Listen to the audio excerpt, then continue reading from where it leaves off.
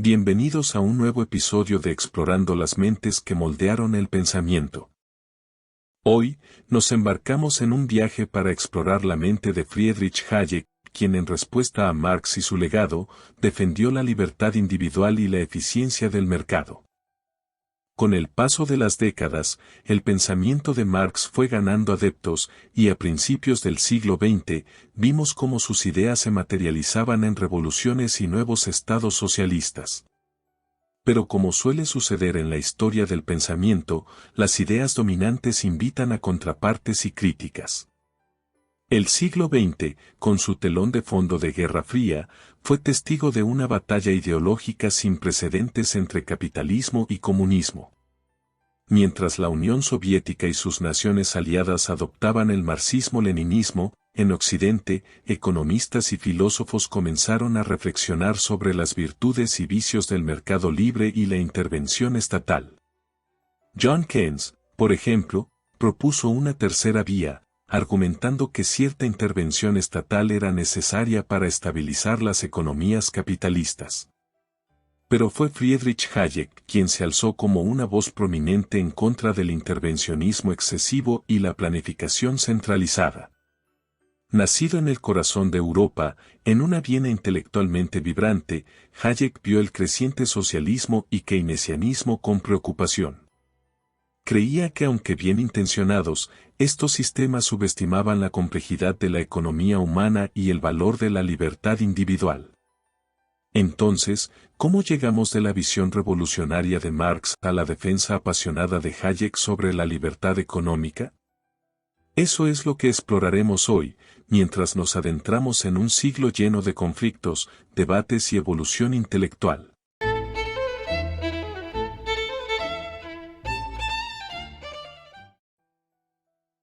El camino de la servidumbre.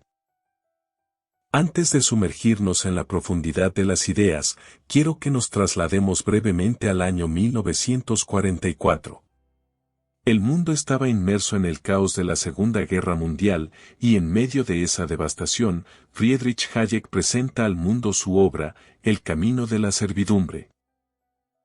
Hayek estaba viviendo en tiempos de incertidumbre y cambio, observando cómo diferentes naciones adoptaban medidas drásticas en nombre de la seguridad y el bienestar. En este contexto, escribe este libro no como un simple texto académico, sino como un verdadero grito de advertencia al peligro del intervencionismo estatal excesivo. Mientras muchos aplaudían el papel activo de los gobiernos en la economía, Hayek se sentía cada vez más inquieto. En su visión, el poder estatal en expansión no era una mera cuestión de política, era una amenaza directa a nuestras libertades individuales. Piensen en ello por un momento. Hayek entendía que con cada nueva regulación, con cada intento de controlar más y más aspectos de la vida, el individuo se veía más limitado en sus acciones y decisiones. Y aquí viene el contraste con Marx. Marx, como vimos en el episodio anterior, tenía una visión del comunismo en la que la abolición de la propiedad privada y la centralización del poder liberarían a la humanidad de la opresión. Para él, el control colectivo era la llave hacia la emancipación. Pero Hayek argumenta exactamente lo contrario. Veía que aunque estos esfuerzos pudieran comenzar con las mejores intenciones, al final conducían a una forma de despotismo, donde la libertad individual se perdía. Al concluir este segmento, me gustaría que reflexionaran sobre lo siguiente. En nuestra búsqueda de seguridad y bienestar, ¿dónde trazamos la línea entre la intervención estatal necesaria y el riesgo de perder nuestras libertades? Hayek nos propone esta pregunta y nos insta a recordar que la verdadera libertad no solo reside en la ausencia de coacción, sino en nuestra capacidad para tomar decisiones y forjar nuestro propio camino. Sistema de precios y conocimiento disperso. Para entender la complejidad de este sistema, imaginemos por un momento una gran red que conecta a todos los productores y consumidores del mundo. Esta red transmite información en tiempo real, permitiendo que las decisiones se tomen de manera eficiente. Puede sonar a ciencia ficción, pero esa red existe, y es lo que Hayek identifica como el sistema de precios. Los precios no son meros números aleatorios o caprichos del mercado, son señales. Cuando un precio sube, nos está diciendo que ese bien o servicio es más escaso o más demandado. Cuando baja, nos indica que hay abundancia o menor interés. De esta forma, el sistema de precios actúa como un mecanismo de transmisión de información, permitiendo que productores y consumidores tomen decisiones informadas sin necesidad de comunicarse directamente entre sí. ¿Pero por qué es tan vital este mecanismo? Aquí entra el concepto de conocimiento disperso. Imaginen intentar planificar toda una economía, considerando cada factor, cada cambio y cada detalle. Hayek argumenta que es prácticamente imposible, porque el conocimiento necesario para tal empresa está disperso entre millones, si no es que millones de individuos. Ningún individuo, comité o entidad central podría poseer toda esa información ni procesarla adecuadamente. La reflexión que nos plantea Hayek es profunda. En su opinión, cualquier intento de controlar y planificar centralizadamente una economía es en el mejor de los casos ineficiente y en el peor, catastrófico. No porque las intenciones sean malas, sino porque para él, la tarea es por naturaleza insuperable. Por eso, al finalizar este segmento, quisiera que meditaran sobre lo siguiente. ¿Cuánto confiamos en las señales del mercado? ¿Hasta qué punto creemos que es posible, o incluso deseable, que una entidad central tenga el control total de una economía? Recordemos que para Hayek, la magia de la economía radica en ese intercambio constante y fluido de información a través de los precios, permitiéndonos adaptarnos y evolucionar en un mundo en constante cambio. Justicia social según Hayek. Hayek tenía una postura muy particular respecto al concepto de justicia social. Para él, la idea misma era un término mal definido y problemático cuando se intentaba aplicar a sistemas económicos basados en el libre mercado. Hayek argumentaba que en una economía de mercado, los resultados, como los ingresos o el bienestar, emergen de innumerables decisiones individuales y no son el producto de un diseño consciente o deliberado. Dadas las circunstancias imprevistas y la información dispersa en la sociedad, no hay un criterio claro para determinar qué distribución de recursos es justa. Para él, calificar las distribuciones de mercado como justas o injustas era un error, ya que estas distribuciones no eran el resultado de decisiones humanas deliberadas. En este sentido, Hayek sostenía que el intento de imponer una distribución justa de recursos mediante intervenciones estatales, además de ser impracticable, podría ser contraproducente, ya que podría interferir con la eficiencia del mercado, la innovación y la libertad individual. Ejemplo. Imaginemos un grupo de niños jugando con canicas. Cada uno comienza con 10 canicas, pero con el tiempo, a través de juegos y trueques, algunos niños ganan más canicas, mientras que otros tienen menos. Los niños con más canicas las obtuvieron porque eran hábiles jugando o porque hicieron buenos intercambios. El número de canicas que cada niño tiene al final del día varía según su habilidad y suerte. Al atardecer un adulto decide que todos los niños deben irse a casa con la misma cantidad de canicas para que sea justo. Así que toma canicas de aquellos con más y las reparte a los que tienen menos. Conclusión. Los niños que ganaron más canicas podrían sentir que su esfuerzo y habilidad no han sido justamente recompensados, mientras que los que perdieron canicas pueden no sentirse motivados para mejorar su juego la próxima vez. Esto ilustra la crítica de Hayek a la justicia social, en virtud que ésta puede desincentivar la iniciativa individual y alterar el equilibrio natural que se habría dado en un mercado sin intervención. Crítica al colectivismo.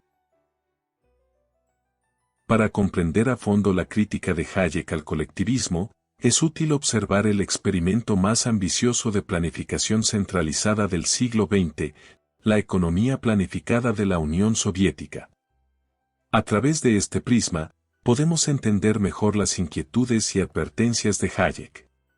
Uno de los principales problemas que Hayek identifica con el colectivismo es que este sistema supone que es posible tener un conocimiento total y completo de las necesidades y deseos de toda la población. Sin embargo, en una sociedad compleja y dinámica, es imposible para una sola entidad tener un entendimiento completo de todas las variables en el juego. La Unión Soviética, bajo la bandera del marxismo-leninismo, buscaba eliminar las desigualdades del capitalismo y construir una sociedad en la que los medios de producción estuvieran en manos del Estado. Esto, en teoría, permitiría una distribución equitativa de los recursos y eliminaría las ineficiencias del mercado. Sin embargo, la práctica reveló numerosos desafíos. Uno de los problemas más evidentes de la economía soviética fue la escasez crónica. Ya que la planificación centralizada no tenía la capacidad de adaptarse rápidamente a las cambiantes necesidades y preferencias del mercado, a menudo se producían bienes en exceso mientras otros escaseaban. Esta falta de flexibilidad se traducía en largas colas para adquirir bienes básicos y una economía paralela o negra donde estos bienes se vendían a precios exorbitantes. Hayek argumentaba que esta ineficiencia se debía a la falta de un sistema de precios funcional. En una economía de mercado, los precios actúan como señales que indican la escasez o abundancia de un bien, permitiendo a productores y consumidores adaptar sus decisiones en consecuencia. En ausencia de estos indicadores, es casi imposible planificar eficientemente. Además, la planificación centralizada llevó a la concentración de poder en unas pocas manos, lo que según Hayek, era un terreno fértil para el autoritarismo. Observó que en su intento de controlar la economía, el Estado soviético acabó controlando muchos otros aspectos de la vida de sus ciudadanos, limitando su libertad y autonomía. Contrastando con Marx, quien creía en el potencial liberador de una sociedad sin clases y sin propiedad privada, Hayek veía en el colectivismo una amenaza para la libertad individual. Mientras Marx esperaba una transición natural hacia el comunismo después de una fase socialista, Hayek argumentaba que tal transición podría de hecho alejarse de la libertad y acercarse más al despotismo. En resumen, a través de su análisis sobre la Unión Soviética, Hayek subraya los peligros inherentes de una planificación centralizada excesiva y cómo ésta puede llevar a la pérdida de libertades fundamentales. Es una reflexión sobre los límites del control estatal y la importancia de preservar espacios para la iniciativa y libertad individual. La defensa de la libertad. Para Hayek, la libertad no era simplemente un ideal abstracto, era esencial para el desarrollo y la prosperidad de cualquier sociedad. Hayek consideró que el progreso real y sostenido en una sociedad se lograba cuando las personas tenían la libertad de tomar decisiones, de innovar y de competir. Para él, la competencia no solo es un mecanismo que promueve la eficiencia en el mercado, sino que también permite la experimentación y la innovación. Al liberar a los individuos de restricciones innecesarias, se crea un ambiente donde las mejores ideas pueden prosperar. Pero ¿qué pasa cuando el Estado interviene demasiado? Según él, cuando el Estado intenta regular y controlar demasiado, puede terminar sofocando la innovación y la libertad de elección. Una intervención excesiva podría conducir a la servidumbre, donde el individuo se ve cada vez más limitado en sus decisiones por un aparato estatal omnipresente. Ahora bien, esto no significa que Hayek creyera en la anarquía o en un Estado ausente. Él reconocía un papel para el Estado, pero uno limitado: mantener el orden, garantizar la justicia y proteger los derechos individuales. El Estado debía ser un árbitro, no un jugador activo que decidiera ganadores y perdedores en la economía. De esta manera, se evitaba la concentración de poder y se mantenía un equilibrio entre libertad y orden. En resumen, en este segmento hemos explorado el valor que Hayek le daba a la libertad individual. Verdades y percepciones desde Hayek.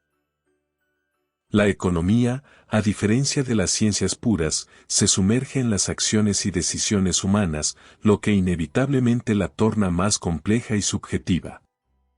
Hayek se cuestionaba si realmente podíamos hablar de verdades objetivas en un campo tan interrelacionado con la naturaleza humana. Argumentaba que si bien es posible identificar patrones y principios generales, la economía nunca puede ser completamente desprovista de subjetividad debido a su dependencia inherente de las decisiones humanas. Percepción subjetiva del valor. Para Hayek, el valor no es algo fijo ni objetivo, es más bien una percepción subjetiva que varía de persona a persona y se transforma según el contexto y las circunstancias. Lo que es valioso para uno puede no serlo para otro. Esta percepción subjetiva del valor se refleja en cómo los individuos toman decisiones económicas. La valoración de bienes y servicios, la toma de decisiones sobre qué comprar o en qué invertir, depende en gran medida de las percepciones individuales y no de un objetivo estándar. En resumen, para Hayek, la economía no es solo una ciencia de números y gráficos, sino una ciencia que estudia la naturaleza humana y sus interacciones. Destacando su visión, Hayek enfatizó la importancia de reconocer la naturaleza subjetiva en la economía. Abogaba por un Estado que resguardara las libertades individuales en vez de limitarlas. Conclusión final. Como cierre de estos episodios sobre Hayek y Marx, nos encontramos frente a dos titanes del pensamiento, cuyas ideas han dejado una huella imborrable en el tapiz de la historia humana. Friedrich Hayek y Karl Marx, aunque separados por el tiempo y la ideología, compartían una pasión: comprender la naturaleza humana y su interacción con la economía y la sociedad. Hayek, con su ferviente defensa de la libertad individual y su crítica a la intervención excesiva del Estado, nos recuerda la importancia de permitir que las fuerzas del mercado operen libremente. Sostiene que es a través de esta libertad que la sociedad puede innovar, prosperar y adaptarse a los cambiantes desafíos del tiempo. Por otro lado, Marx, con su visión de una sociedad sin clases y su crítica al capitalismo, destaca las desigualdades inherentes que pueden surgir en un sistema donde prevalece el interés propio sobre el bienestar colectivo. Estas dos perspectivas nos presentan un desafío. ¿Cuál es la verdad? Y aquí es donde nos encontramos con la eterna cuestión de las verdades absolutas. La historia de la filosofía está llena de mentes brillantes que han intentado desentrañar los misterios del universo, de la sociedad y del alma humana. Y aunque a veces lleguen a conclusiones opuestas, cada uno ofrece una pieza del rompecabezas que es nuestra comprensión del mundo. No se trata de elegir un bando, de etiquetarse bajo una ideología o de proclamar una verdad única e inmutable. Más bien, se trata de escuchar, de reflexionar y de usar nuestro pensamiento crítico para forjar nuestro propio entendimiento. Al final del día, lo que estas grandes mentes nos ofrecen no son respuestas definitivas, sino herramientas para pensar. En el vasto océano del conocimiento humano, cada teoría, cada perspectiva, es una brújula que nos guía en nuestra eterna búsqueda de comprensión. Así que los invitamos a que en lugar de buscar verdades absolutas, busquemos el entendimiento. Que abracemos la diversidad de pensamiento y que usemos estas ideas no como dogmas, sino como guías en nuestro viaje intelectual. Porque al fin y al cabo, en la diversidad de pensamiento y en el diálogo respetuoso, es donde realmente prospera la sabiduría humana. Gracias por acompañarnos en este fascinante viaje a través de explorando las mentes que moldearon el pensamiento. Cada episodio es una travesía por las ideas que han definido y desafiado nuestra comprensión del mundo a lo largo de la historia. En nuestro próximo episodio, continuamos con nuestro viaje filosófico y nos adentraremos en las profundidades del pensamiento de Adnan Husserl. Este pionero de la fenomenología nos invitará a reflexionar sobre la estructura esencial de la conciencia y la relación intrínseca entre el sujeto y el objeto, desafiando las nociones convencionales de percepción y realidad. Husserl nos animará a mirar más allá de la superficie y a reconectar con la esencia pura de nuestras experiencias. Esperamos que nos acompañen en esta profunda inmersión filosófica. No te la pierdas.